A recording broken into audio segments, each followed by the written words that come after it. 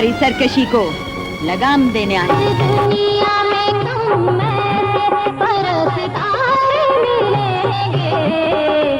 3, 2, 1 गैर मुल्की फनकार पाकिस्तान आए और कई कामयाब फिल्मों में काम किया। इन अदाकारों में सुषमा शाही, सबीता, शिवा और कई दूसरे फनकार शामिल थे, लेकिन इनमें ज्यादा शोहरत और कामयाबी श्रीलंकन ब्यूटी क्वीन अदाकारा सबीता को मिली, जिसने कई पाकिस्तानी फिल्मों में मरकजी किरदार अदा किए और उनकी कई फिल्में शानदार कामयाबी से हमकिनार हुई। उनकी बतौर हीरोइन 1984 में रिलीज होने वाली फिल्म बॉबी ने शानदार डायमंड जुबली और 140 हफ्तों तक सिनेमाघरों की जीनत बनने का रिकॉर्ड कायम किया। सबीता ने न सिर्फ उर्दू और पंजाबी बल्कि पश्तो फिल्मों में भी काम किया और उनकी ज्यादातर फिल्में शानदार कामयाबी से हमकिनार हुई। गिरफ्तार कर लो इस गुस्ताख को और घोड़े के पीछे बांधकर हवेली ले चलो। हम जैसे कहा तुमको तरफदार मिलेंगे।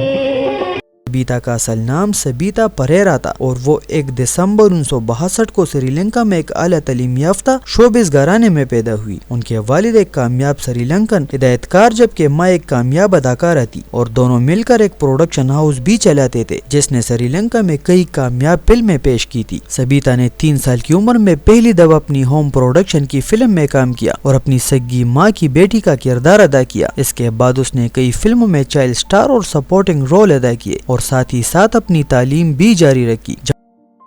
तुम चांद को छूना चाहते हो, दीवाने का ख्वाब लेकर अपनी झोपड़ी में लौट जाओ तो फिर मुझे याद करोगी। जवानी की दहलीज पर कदम रखा तो श्रीलंका की कई कामयाब फिल्मों में बतौर हीरोइन के काम किया और खास कामयाब फिल्में दी। ये दौर बॉलीवुड का सुनहरा दौर था और पाकिस्तान दूसरे हमसाय ममालिक के साथ जॉइंट प्रोडक्शन के तौर पर भी काम कर रहा था। 1983 में पाकिस्तान श्रीलंका को प्रोडक्शन की फिल्म कभी अलविदा ना कहना में सबीता को मरकजी किरदार में कास्ट किया गया, जबकि जावेद शेख और शबनम मरकजी किरदारों में थे। ये फिल्म सुपर हिट साबित हुई और बॉक्स ऑफिस पर 60 हफ्ते नुमाइश पजीर होते हुए शानदार गोल्डन जुबली मनाई और सबीता पर पाकिस्तानी फिल्म इंडस्ट्री के दरवाजे खुल गए और उसने श्रीलंका छोड़कर पाकिस्तान आने का फैसला किया। आखिर क्या बचा है हमारे पास कि जो तू फिर से बारूद की आग लेकर आ गया है? बाकी सब कंगाल।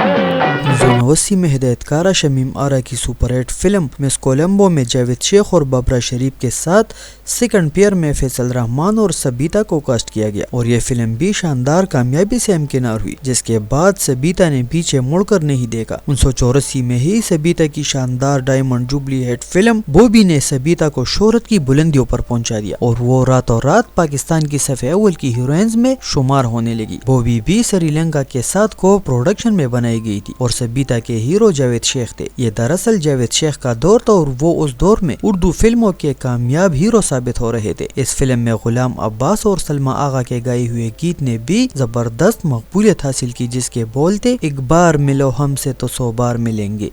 प्यार करना मेरी जान सिखाऊंगा तुझे।